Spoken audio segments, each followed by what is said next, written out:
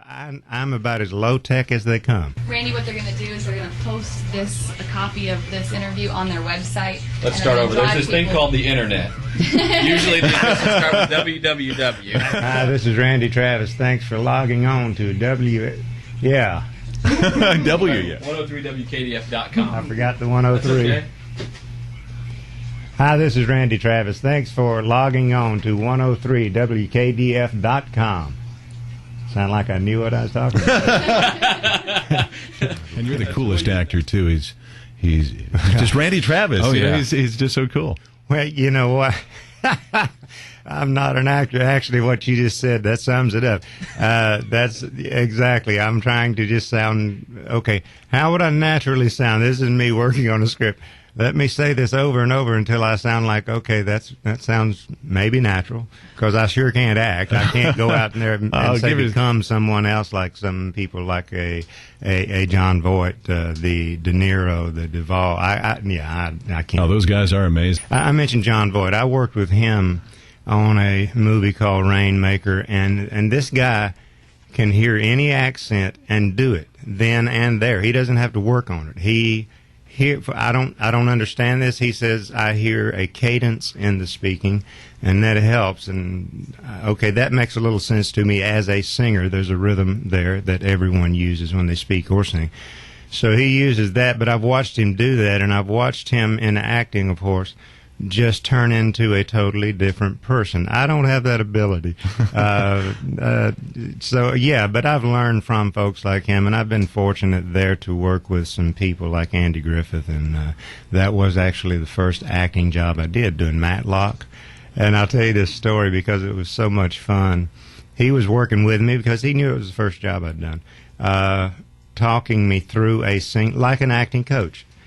From where I'm calm to getting a little agitated to getting mad, but, progressive, not just jump from one part to the next. Mm-hmm. What was funny is he's talking to me, and as he was talking, there were a couple of times I almost laughed, and I made myself not do it, because it sounded like Andy Griffith talking to Opie Taylor, Sheriff Andy Taylor. He's that character for real. It just, like, that was him not really acting, but being himself doing dialogue, and I loved it. He was great. We were talking about the 80s, and we were talking about the music in the 80s, and when Urban Cowboy came out, mm-hmm. and we were discussing how the music went from country and that outlaw movement into this sort of pop movement, and it was interesting what you were saying about why did it really move to that, and you were talking about Mickey Gilley. That happened, all that shift within the kind of music we were hearing right after the Urban Cowboy movie, which I was in the club Country City, USA, singing then. And after that movie, my wife and I drive out to Gilley's with a friend and pick up one of those mechanical bulls, set it up in the club, and after each set, I was operating that mechanical bull, which we had so much fun doing that. I'll bet you did. And business, my gosh, we had business that you wouldn't believe coming in. There would be a line out the door just to get in, see, if not ride, that mechanical bull. But, okay, back to the music, that part of it. When you look at the music that was used within that movie, let's face it, Johnny Lee certainly was not a pop singer. Mickey Gilley's stuff was not pop music then either. And what was in that movie was more country music, but why we drifted toward more pop-oriented music at that time and thinking that's what should be done, I don't know. I'm baffled by that. Well, it's interesting. One, I'm a big fan of the movie because Bud and Sissy were in it, and Bud, I'm kind of partial to people named Bud. And he's a sissy. And I'm a sissy. So it works out great. Yeah.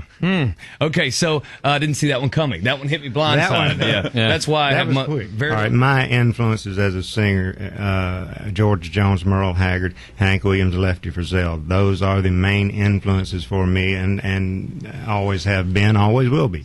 It's the only thing I can remember like this, but I can pull up songs that I knew from 30 years back and just maybe hadn't done in 10 years, and the lyrics are still there. They just, it's amazing. Yeah, I wish I could remember everything that well. When you're looking for a song to record, does it have to follow a certain cadence, or do you look for your characteristics before you even cut it?